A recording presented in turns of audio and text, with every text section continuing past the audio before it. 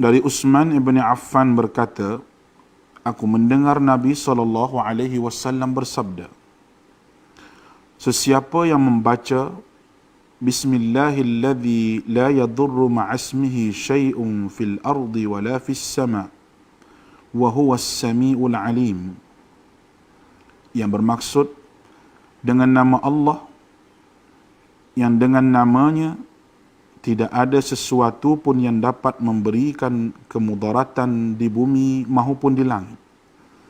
Dialah yang maha mendengar lagi maha mengetahui. Sebanyak 3 kali, maka dia tidak akan ditimpa bala yang datang secara tiba-tiba sehingga subuh. Dan barang siapa yang membacanya ketika subuh sebanyak 3 kali, maka dia tidak akan ditimpa bala secara tiba-tiba sehingga petang, iaitu malam. Hadis rawahu Abu Dawud menurut Syekh Syu'ib Al-Arnud. Hadis ini adalah hasan.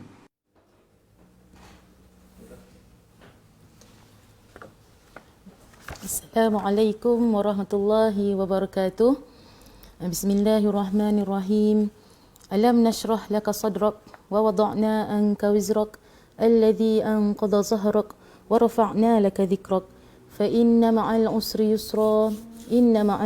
yusra fa idza faragta fansab wa ila rabbika farghab. Allahumma aftah alaina hikmataka wa anshur alaina min khazaini rahmatik ya arhamar rahimin.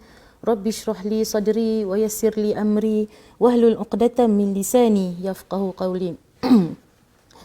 Alhamdulillah, anak-anak murid di negeri Perlis dan juga di serata Malaysia, sahabat-sahabat muslimin muslimat yang sedang menonton solat ini pada hari ini, Ramadan Karim. Kita sama-sama baca doa.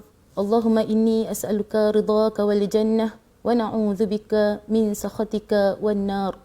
Allahumma innaka afuun tuhibbul afwa fa'fu anna. Ya Allah, sesungguhnya Engkau Maha Pengampun, Engkau suka memberi keampunan, maka ampunkanlah aku.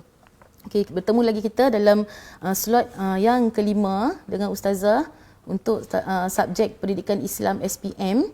Okey, dan hari ini kita akan teruskan sambungan daripada tajuk yang lepas, iaitu Kerajaan Abbasiyah. Okey, slot yang lepas kita sudah tengok pengenalan dan penyebaran Islam, perkembangan pendidikan.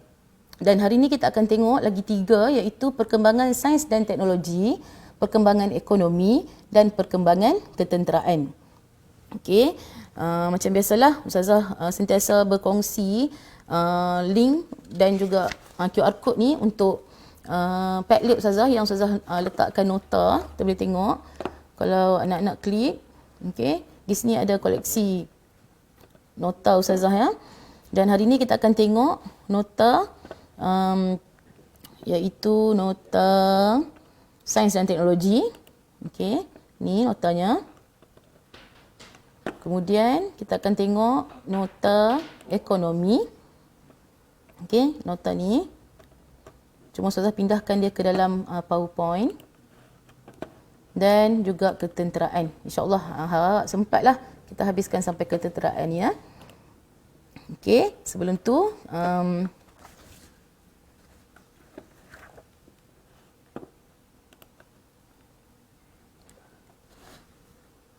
Zainah. Tak boleh.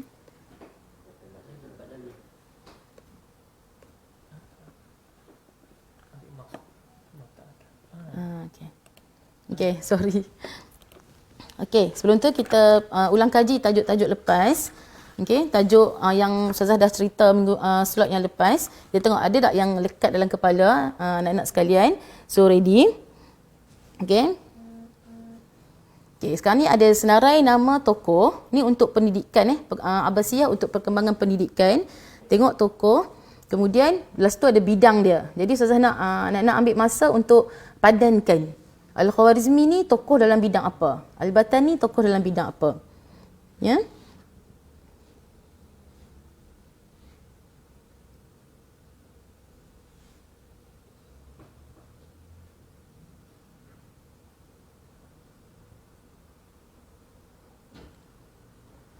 Okey, boleh catat sikit, boleh buat catatan kalau rajin.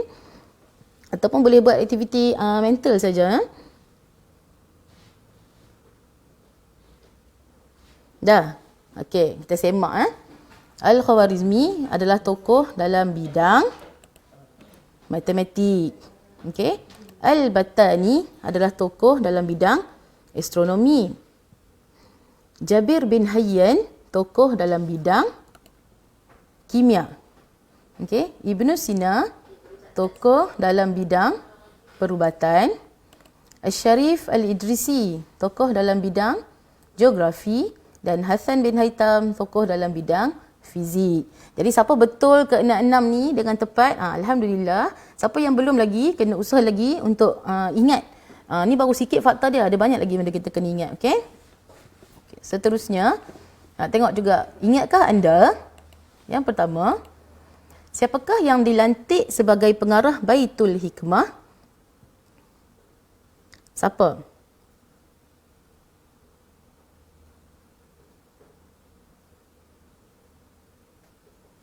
Ingat tak? Siapa yang pernah dilantik sebagai pengarah Baitul Hikmah? Al-Khawarizmi. Okey. Yang kedua, siapakah yang mencipta cermin mata? Siapa cipta cermin mata? Hasan bin Haytham. Okey. Siapakah yang membina peta dunia yang pertama dalam bentuk glob? Siapa yang bina peta dunia pertama dalam bentuk glob? Asy-Syarif Al-Idrisi. Okey, dan yang keempat, siapakah yang mencipta alat bernama astrolabe? Ingat tak? Al-Battani. Okey, jadi tahniah untuk siapa yang teka dengan betul. Siapa yang tak tahu, hari ni kita belajar dan ulang kajilah fakta yang kita telah belajar dalam slot lepas. Okey, jadi hari ini kita akan teruskan dengan Kerajaan Abbasiyah, perkembangan sains dan teknologi. Okey. Ini adalah nota, gambaran nota Ustazah. Okey, kita kena tahu ada 3 perkara utama, iaitu faktor perkembangan, kesan penemuan sains dan teknologi dan juga kepentingan menguasai ilmu sains dan teknologi. So kita akan pergi kepada faktor perkembangan sains dan teknologi pada zaman Abbasiyah.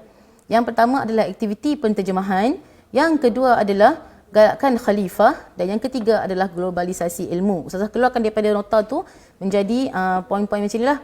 So kita tengok aktiviti penterjemahan. Yang pertama, pada zaman Abbasiyah ni, aktiviti penterjemahan telah menjadi dengan lebih terancang pada zaman Al-Ma'mun.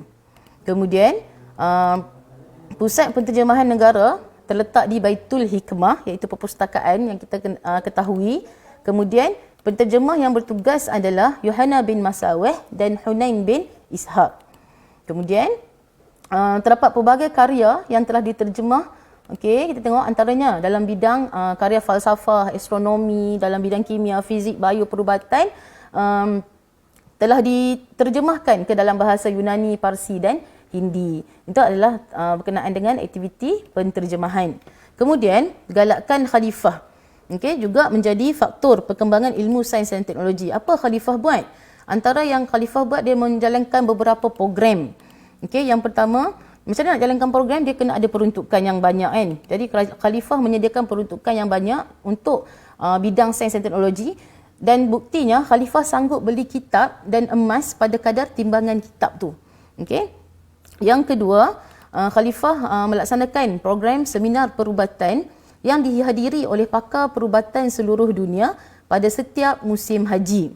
Kemudian yang ketiga, khalifah juga mengarahkan untuk membina pusat penyelidikan, iaitu Al-Ma'mun mengarahkan untuk membina balai cerap dan juga memerintahkan supaya mencipta alat untuk penyelidikan astronomi ataupun ilmu falak. Kemudian Khalifah Al-Muqtasim mengarahkan untuk membina makmal pembedahan pertama di mana? Di pelabuhan Sungai Dajlah. Okey. Dan juga Khalifah Al-Muqtasim membenarkan guna kitab untuk bayar jizyah. Okey.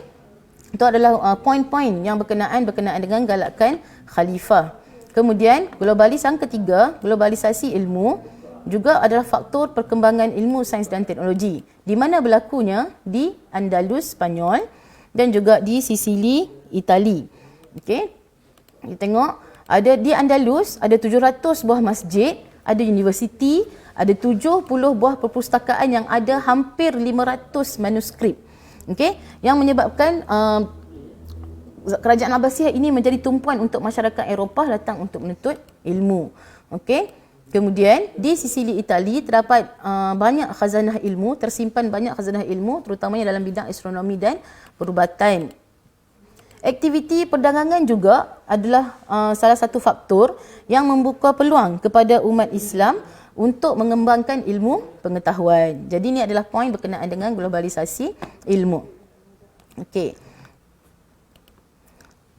Sekarang kita dah habis faktor perkembangan, kita akan pergi kepada kesan penemuan sains dan teknologi.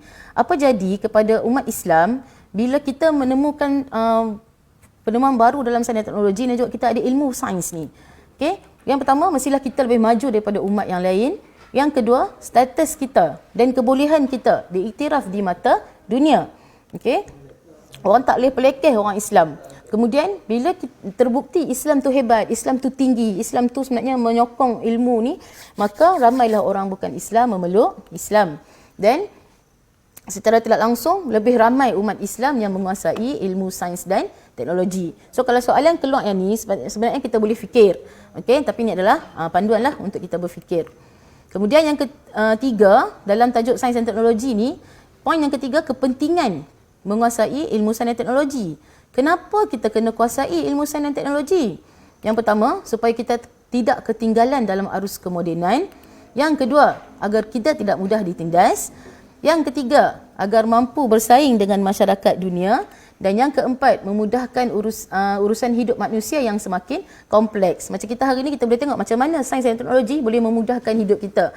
Contoh zaman PKP ni, kita boleh membeli barang tanpa perlu kita keluar ke rumah kan, sebab ada apps, ada shopping online, ada boleh perbankan online, ada begitu banyak kemudahan. Macam kita belajar ni pun tanpa bersemuka kita boleh menuntut ilmu. Jadi banyak benda yang sains dan teknologi membantu kehidupan manusia.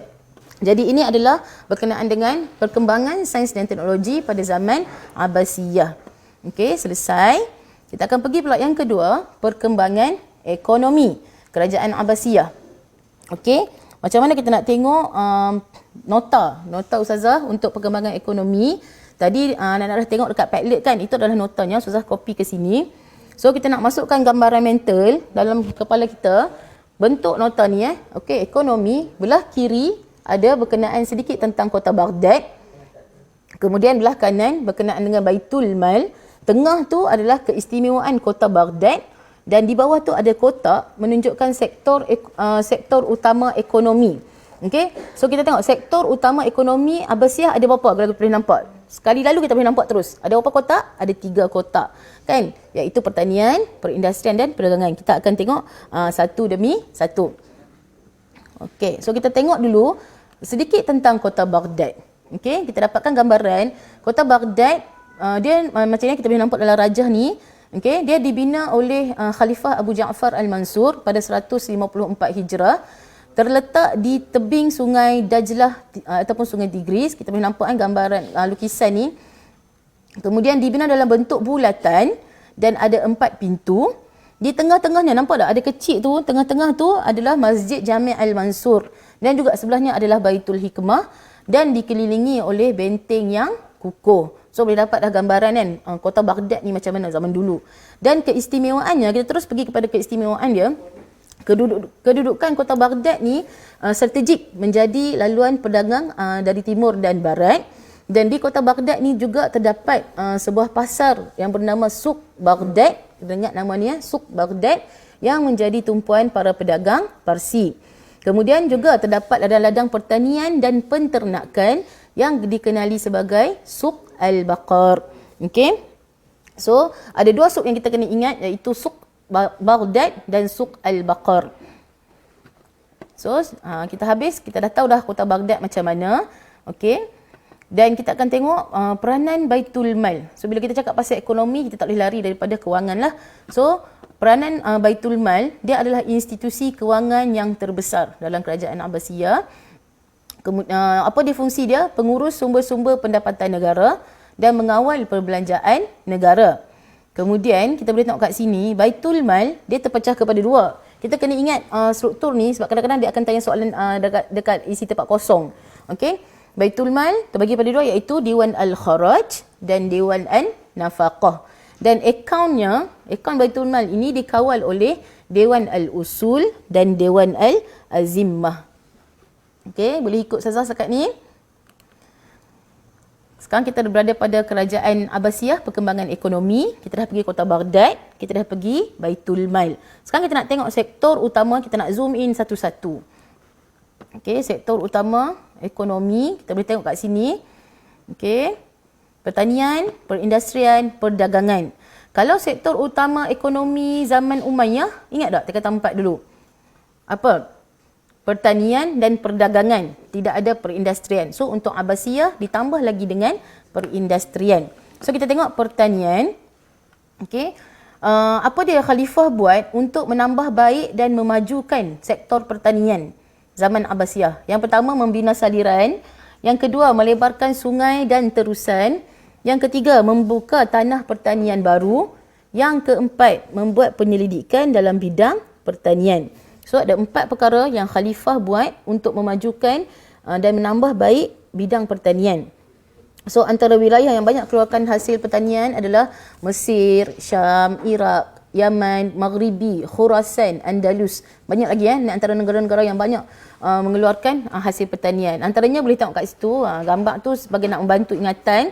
Dari segi bijirin, gandum, barli, beras, buah-buahan, anggur, limau, kurma, pisang, tembikai. Dari segi sayur-sayuran, timun, kobis, kacang, ubi. Dan dari segi ternakan, lembu, kambing, itik dan lebah. Ni benda ni kita boleh faham. Sebut pertanian kita boleh bayangkan dah kan. Okey, so begitulah sektor pertanian zaman Abbasiyah. Sekarang kita tengok pula sektor perindustrian. Zaman Abbasiyah, kepesatan sektor ini telah menjadikan negara-negara Islam ni industri yang terkemuka dan memenuhi keperluan masyarakat. So kita boleh tengok banyak yang hasil-hasil yang telah diindustrikan seperti tenunan, hamparan, permaidani, gambar-gambar tepi tu nak membantu anak-anak untuk ingat. Okey, tembikar, batu permata dan juga kertas. Okey, ni dalam bidang perindustrian. Kemudian dalam sektor perdagangan, okey, apakah faktor kepesatan sektor ini? Okey, yang pertama, pembukaan wilayah-wilayah baru yang memberi ruang kepada pasaran perniagaan. Kan Islam berkembang dan berkembang, bila berlaku dakwah berkembang. Jadi bila terbukanya wilayah baru ni, maka banyaklah peluang untuk orang-orang Islam berniaga. Kemudian perkembangan industri perkapalan. Yang ketiga, sarjana Islam menghasilkan karya-karya yang menjelaskan tentang hukum perniagaan. Jadi lebih ramailah orang semangat nak berniaga kan. Kemudian kemahiran orang Arab sendiri, sebagaimana yang kita tahu, orang Arab pandai berniaga. So ada 4 faktor kepesatan sektor perdagangan zaman Abbasiyah. Dan apakah langkah positif yang khalifah lakukan untuk menggiatkan aktiviti perdagangan? Ada 3 isi kat sini. Yang pertama, membina pusat perniagaan yang dilengkapi dengan perigi di jalan-jalan utama. Kita kalau nak ingat ni benda-benda poin-poin kecil ni kita kena ingat betul-betul. Sebab nanti kalau kita jawab, kalau kita tertukar fakta, salah. Okey. Bina pusat perniagaan, okey, bina tempat nak berniaga yang dilengkapi dengan perigi di jalan-jalan utama. Kemudian membina rumah-rumah api untuk panduan kapal pedagang. Dan yang ketiga, mengetatkan kawalan keselamatan untuk mengelakkan daripada dirompak lanun. So ada 3 langkah positif yang khalifah lakukan untuk menggiatkan aktiviti perdagangan zaman Abbasiyah. Okey. Sekarang kita tengok kat bawah tu ada gambar laluan sutera. Sebab apa? Sebab kita nak tengok zaman ini para peniaga Muslim telah pergi ke Canton China untuk mendapatkan sutera. Okey, jadi dia nak pergi ke China tu, mereka melalui Samarkand dan Turkistan. So laluan tu, garisan warna merah tu, okey, kita boleh tengok garisan warna merah ni adalah dikenali sebagai laluan sutera. Okey. Terdapat juga orang-orang Islam yang pergi berniaga di Andalus dan Eropah, Selatan Afrika dan juga Madagaskar. Dan mereka menggunakan cek kembara yang dikenali sebagai as-saftajah. Ya, as-saftajah iaitu cek kembara yang siapa guna? Para pedagang guna untuk berniaga. Okey, habis berkenaan dengan perdagangan. Jadi ni kita boleh tengok kalau kata sektor ekonomi kerajaan Abbasiyah, kita terus nampak kotak ni 3. Paling kurang kita ingat pertanian, perindustrian, perdagangan. Okey. So, ada tambahan kat sini, ada satu jabatan khusus untuk mengendalikan urusan pengairan dan saliran, iaitu Dewan Al-Ma'. Al-Ma' tu air kan. So kita ingat ni fakta tambahan. So kita dah habis dah dalam masa sekejap dah lajunya. Kita dah habis perkembangan ekonomi. Okey, bermula dengan Kota Baghdad. Ingat tak tadi Kota Baghdad macam mana bentuk dia? Bulat, kan? Kemudian ada 4 pintu. Terletak di tebing sungai Dajlah. Siapa yang bina? Khalifah Abu Ja'far Al-Mansur. Ingat tak Khalifah Abu Ja'far Al-Mansur ni kalau dalam 4 orang khalifah yang terkenal tu dia yang keberapa? Slot yang lepas kita belajar dalam perkembangan pengenalan dan perkembangan Islam. Ada 4 orang, Abu Ja'far Al-Mansur adalah khalifah yang keberapa? Yang ke-2. Okey.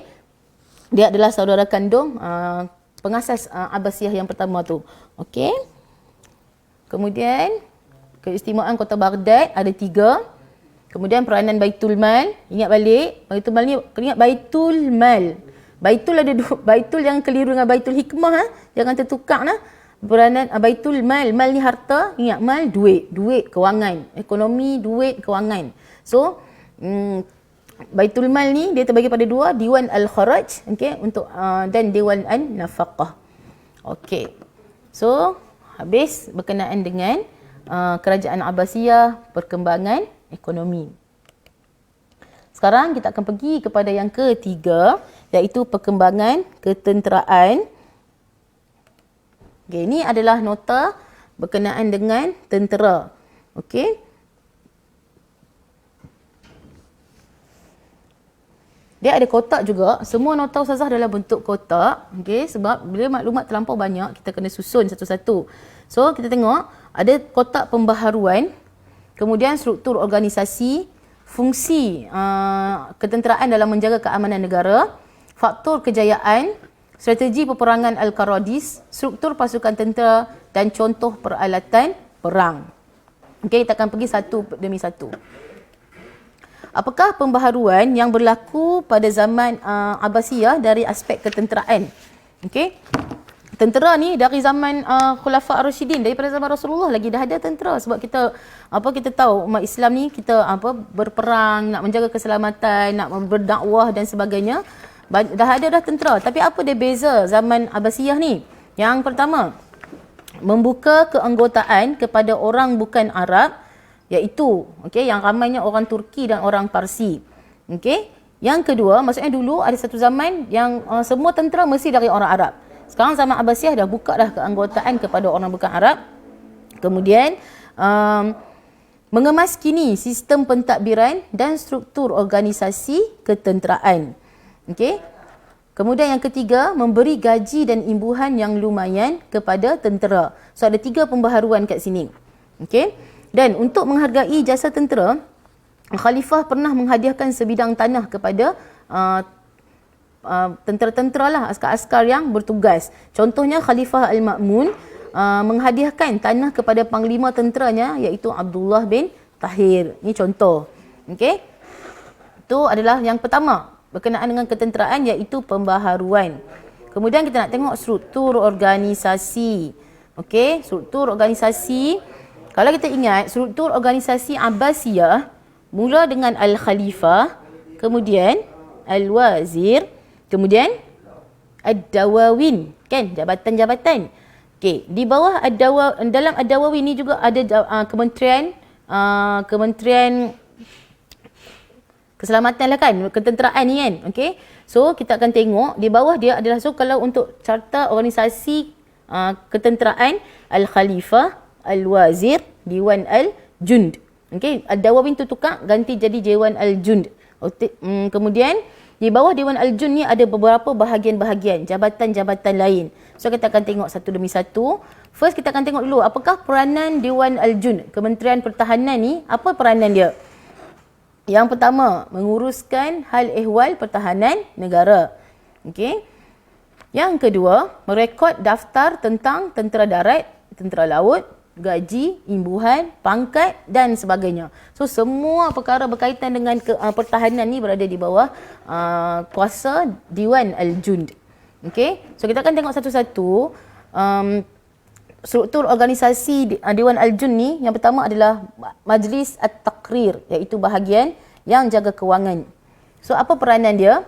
Dia menguruskan hal gaji dan imbuhan tentera. Kemudian dia juga menguruskan hal ehwal ketenteraan dan menyediakan belanjawan khusus untuk pengurusan, latihan dan alatan ketenteraan. Semua ni berada di bawah peranan Majlis At-Taqrir. Okey. Yang kedua, kita akan tengok Dewan At-Tasnif. Apa dia Dewan At-Tasnif ni? Bahagian pengurusan sumber manusia. Okey, peranan dia apa? Menguruskan hal kenaikan pangkat. Menyusun tentera mengikut pasukan. Ada berapa pasukan? Ada pasukan pengawal khalifah, ada pasukan bergaji tetap iaitu Al-Murtaziqah dan pasukan sukarelawan Al-Mutawwi. Okey. Tengok, ini adalah peranan Dewan At-Tasnif. Okey. Yang ketiga, Majlis Al-Muqabalah, bahagian latihan. Apa peranan Majlis Al-Muqabalah? Menguruskan pengambilan tentera-tentera baru, menguruskan latihan kepada tentera baru. Okey, ada dua. Maksudnya bahagian latihan ni untuk training lah. Okey, tentera-tentera baru. Kemudian Dewan Al-Ard, Depot Simpanan. Okey, depo simpanan bertanggungjawab menguruskan stor dan kelengkapan senjata. Okey, dikendalikan oleh pengarah depo iaitu Al-Mushrif ala As-Sina'ah wal Makhzin. Okey, ini adalah dia punya pengarah dia lah. So Dewan Al-Ard, depo simpanan, nak simpan senjata. Kemudian kita tengok Al-Masahun, iaitu bahagian peninjauan. Apa peranan dia? Membuat panduan topografi. Tengok ni gambar kat bawah ni susah letak contoh topografi. Okey. Dan juga dia berperanan menasihatkan pengawal dan panglima tentera berkaitan dengan topografi sesuatu kawasan. Okey. Satu-satu ni kita takkan boleh ingat sekali jalan. Kita kena ingat, kena ulang-ulang banyak kali dan kita kena buat latihan. Okey. Bahagian seterusnya adalah Al-Jawasis, iaitu ataupun Al-Uyun, iaitu bahagian perisikan. Apa tugas dia? Perisik pun nama kan. So tugas dia bertanggungjawab mengintip kekuatan dan kedudukan musuh. Kemudian mengintip tahap kesetiaan anggota tentera. Anggota tentera pun kena intip juga. Okey. Sebab nak tengoklah tahap kesetiaan mereka. Kemudian yang seterusnya bahagian Al-Bahariyah, iaitu tentera laut. So tengok, kalau laut mestilah dia menjaga perairan. Okey, mengawal perairan kerajaan Abbasiyah. Kemudian membina kapal perang. Kemudian menyusun angkatan tentera laut. Okey, berkenaan dengan laut-laut ni semua bahagian Al-Bahariyah. Kemudian Dewan Al-Muhandis, iaitu bahagian kejuruteraan. Apa peranan dia? Peranan dia bertanggungjawab menguruskan pembinaan kem tentera dan juga membina kubu pertahanan. Okey, kan ada kubu pertahanan lah nak perang kan. So kita tengok ada 2, 4, 6, 8. 8 bahagian di bawah Dewan Al-Jund. Okey, struktur organisasi ni dia nak ingat kita kena ulang banyak kali baru kita akan ingat. Okey. So kita habis struktur organisasi ketenteraan dalam zaman Abbasiyah. Okey. Kemudian kita akan tengok juga fungsi dalam menjaga keamanan negara. Okey.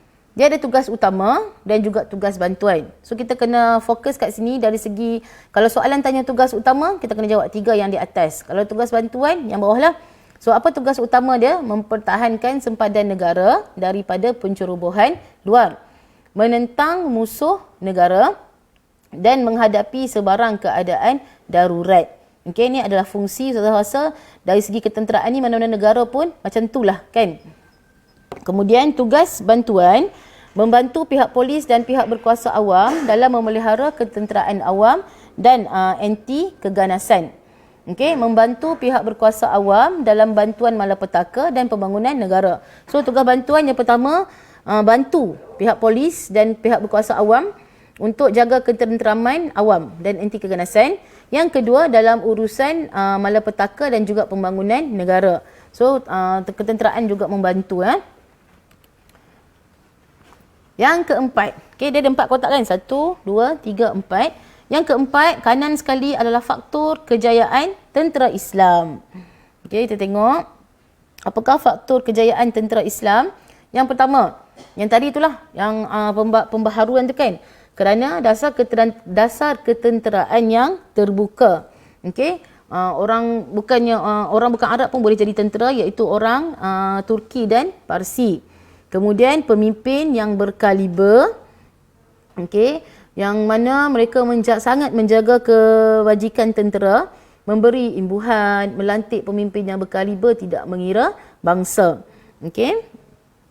Kemudian yang ketiga, peralatan ketenteraan yang canggih.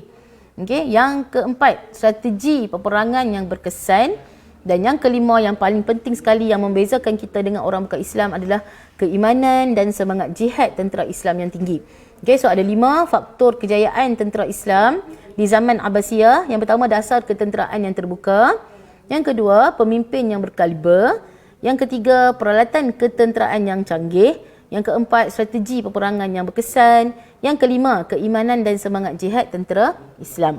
So kalau soalan tanya, kita boleh bayangkanlah kalau nak berperang tu kena ada apa. Kan paling senang kita ingat kena ada peralatan dan kena ada strategi, kan? Okey. Habis kat situ, kita akan tengok sedikit berkenaan dengan strategi peperangan, iaitu Al-Qaradis. Al-Qaradis ni adalah strategi peperangan yang diwarisi daripada zaman Umar Al-Khattab. Okey, dia membahagikan tentera kepada 5 pasukan yang ada peranan masing-masing. Okey, iaitu pasukan induk, pasukan tentera berkuda kiri dan kanan, dan ada juga bahagian kanan dan bahagian kiri. Itu adalah Al-Qaradis. Kita kena ingat Al-Qaradis ni daripada siapa? Daripada Umar Al-Khattab. Kemudian kita tengok struktur pasukan tentera. Tadi tu struktur organisasi. Sekarang kita nak tengok struktur pasukan tentera. Soalan ni pernah keluar, Ustazah ingat. Ustazah pernah tanda soalan ni. Kita tak sangka pun soalan ni nak keluarkan sebab kita tengok macam tak penting pun. Tapi sebenarnya kita kena ambil take note setiap satu benda kecil-kecil pun. Sebab kadang-kadang sebabkan sikit ni kita tak dapat A. Ataupun kita tak lulus kan. Kita risau kan. Okay. So kita tengok struktur pasukan tentera. Yang pertama adalah Al-Amir, iaitu Laksamana. Yang kedua Al-Qaid, Panglima Perang. Yang ketiga An-Naqaib, Kapten. Dan yang keempat Al-Arif, Corporal. So nama, istilah dan maksud ni pun kita kena ingat. Okay. Al-Amir, Laksamana. Al-Qaid, Panglima Perang. An-Naqaib, Kapten. Al-Arif, Corporal. Okay. So contoh khalifah yang berkaliber kat sini, yang kita ingat masa awal dulu lah, iaitu Harun Ar-Rashid dan juga Abu Ja'far Al-Mansur. Dan yang terakhir, kat sini kita akan tengok contoh peralatan perang. Okey, kita tengok gambar-gambar ni. Okey, yang ni antara peralatan perang yang ada pada zaman Abbasiyah. Pedang, panah, kapal perang, lembing. Ni manjanik. Yang 4 ni selalu kita biasa tengok dah. Ni contoh manjanik. Kemudian Dabbabah, contoh dia.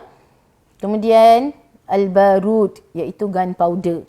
So ada apa? 1, 2, 3, 4, 5, 6, 7. Ada 7 contoh peralatan perang yang boleh yang kita kena tahulah yang ada pada zaman Abbasiyah. Okey. So habislah kita punya slot pada hari ini. Okey, kita nak tengok balik daripada mula. Okey, so kita pergi ke Padlet. Kita nak imbas balik sebab ada masa kan.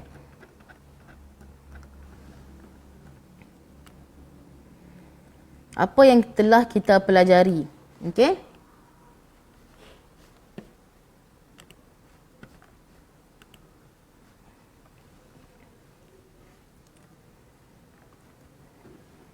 Daripada minggu slot yang sebelum ni, yang pertama yang ni, Pengenalan dan penyebaran Islam Kerajaan Abbasiyah. Kita dah tengok macam mana Kerajaan Abbasiyah terbentuk, apa dia struktur pemerintahan, jenis sistem warisan, kemudian 4 orang khalifah yang terkenal. Siapa? Abu Al-Abbas, Abdullah As-Saffah, Abu Ja'far Al-Mansur, Harun Al-Rashid, Al-Ma'mun. Ada 4 yang terkenal. Kemudian kita tengok faktor dalaman dan faktor luaran, kesan positif penyebaran Islam, semangat jihad umat Islam dan kesan semangat jihad. Kemudian faktor kegemilangan dan faktor kemerosotan ni sebenarnya dia satu bab baru di belakang. Saya masukkan di nota yang pertama ni. Okey, jadi kita dah cover dah daripada hari itu tajuk tentang faktor kegemilangan dan faktor kemerosotan Kerajaan Abbasiyah. Kemudian kita pergi kepada yang kedua, iaitu perkembangan pendidikan. Institusi pendidikan ada 4, iaitu masjid, istana khalifah, perpustakaan, pusat pengajian. Okey, faktor perkembangan ada 4 juga. Kemudian bawah tu bidang ilmu yang diterokai, ada ilmu akal, ilmu wahyu, ilmu akli atau ilmu nakli. Kan? Lepas tu bawah ilmu akal ada 6 tokoh. Matematik, kimia, geografi, fizik, perubatan, ilmu falak. Yang mana Ustazah tanya soalan tadi kan? So benda ni semua kita kena study ikut aturan. Okey, kita jangan study sikit sini, lompat pergi sana, lompat pergi sini, nanti faktor tu berterabuk, kita nak cari balik pun susah. Okey. Kemudian lepas pendidikan, tadi kita tengok berkenaan dengan sains dan teknologi. Okey. Faktor perkembangan sains dan teknologi, aktiviti penterjemahan, galakan khalifah, globalisasi ilmu. Okey. Kalau saya tanya, khalifah mana yang membina makmal pemudahan pertama di Sungai Dajlah? Siapa? Khalifah Al-Muqtasim. Okey. Siapa pula bina Balai Cerap? Khalifah Al-Ma'mun. Okey. So benda-benda sini kalau kita tak ulang-ulang tanya banyak kali, kita akan lupa. Kemudian kita pergi pada tadi perkembangan ekonomi. Okey, kita tengok macam mana keadaan kota Baghdad. Kita tengok apa keistimewaan dia, apa peranan Baitul Mal dan juga 3 sektor utama ekonomi. Okey. So kita tengok tadi, sudah tertinggal ni kesan pembangunan ekonomi terhadap rakyat. Kalau ekonomi sesebuah negara tu baik, apa jadi? Umat Islam akan menikmati taraf hidup yang lebih baik. Okey? Dan banyak prasarana lah boleh dibina. Pelbagai prasarana dibina seperti jalan raya, pelabuhan, kemudahan-kemudahan awam. Sebenarnya kita tengok kat Malaysia ni kan banyak kemudahan awam yang kita boleh nikmati. Kemudian wujud banyak peluang perniagaan dan juga banyak bandar baru dibina. Ini adalah kesan daripada ekonomi terhadap rakyat. Okey? Habis ekonomi, kita tengok yang terakhir tadi adalah apa? Ketenteraan. So ketenteraan ni yang paling trickynya adalah pada struktur organisasi. Okey, Al-Khalifah, Al-Wazir. Yang ketiga apa? Yang ketiga Dewan Al-Jund, iaitu Kementerian Pertahanan. Okey. Strategi peperangan yang daripada zaman Sayyidina Umar Al-Khattab. Apa nama dia? Al-Qaradis. Okey. Kemudian struktur pasukan tentera. Al-Amir, Al-Qaid, Al-Naqaib dan Al-Arif. Okey, so benda-benda ni kita kena ulang dan ulang. Okey. So, selesailah kita berkenaan dengan Kerajaan Abbasiyah. Okey, untuk tekatan 5. Okey, saya rasa takat tu dulu untuk slot kali ni. Okey. Kiranya untuk tekatan 5, sirah kita dah selesai. Okey. Kita dah selesai hari tu. Kalau siapa ikuti daripada slot 1, kita dah selesai bahagian akidah dan juga bahagian sirah dan tokoh. So 3 bahagian besar lah kita telah selesai. Jadi anak-anak boleh study di rumah bahagian-bahagian lain, iaitu bahagian ibadah, kata 4 ayat 5 dan juga bahagian kertas 2. Okey, tilawah dan juga hadis. Okey, untuk next slot kita akan mengulang kaji berkenaan dengan tajwid. Okey, insya-Allah tajwid dan juga saya akan bawa tengok masalah rumah tangga sikit insya-Allah. Okey, jadi teruskan menuntut ilmu. Okey, kita sekarang dalam bulan Ramadan. Kita banyak peluang untuk beribadah kepada Allah sebab masa banyak kan. Kita tidak disibukkan dengan begitu banyak jadual-jadual yang menekan kehidupan kita. Jadi ni ambil peluang untuk banyakkan beribadah, susun jadual baik-baik. Malam kita nak solat, Jadi kita peruntukkan masa untuk study waktu siang ataupun selepas tarawih. Okey. Dan saya nak kita semua sama-sama merebut peluang untuk dapat sebanyak mungkin rahmat dan juga pahala, kerana apa yang Allah nak bagi dalam bulan Ramadan ni ibarat air yang turun mencurah-curah. Okey, dan kita nak ambil tu, kita nak guna apa, kita nak tadah guna apa, ataupun kita nak biarkan je begitu sahaja. Okey, kita tak mau benda yang ada pada puasa kita ni bertaburan begitu sahaja. Okey, kita nak satu lagi nak pesan,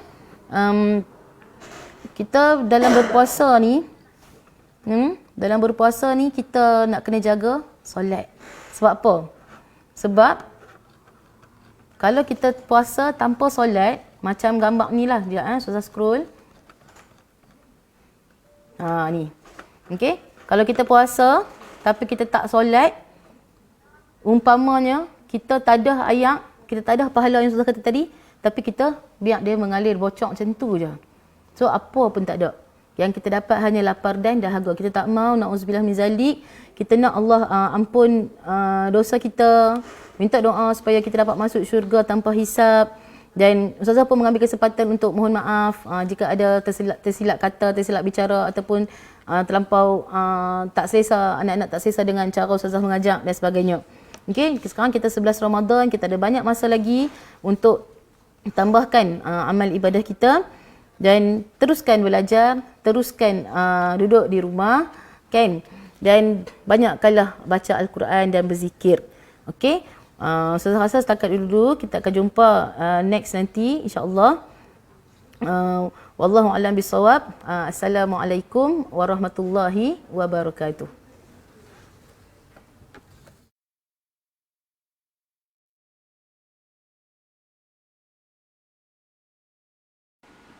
Daripada Anas bin Malik radhiyallahu anhu berkata, Nabi SAW pernah berdoa, Allahumma inni a'udzubika minal barasi wal jununi wal juzami wa min sayil asqam.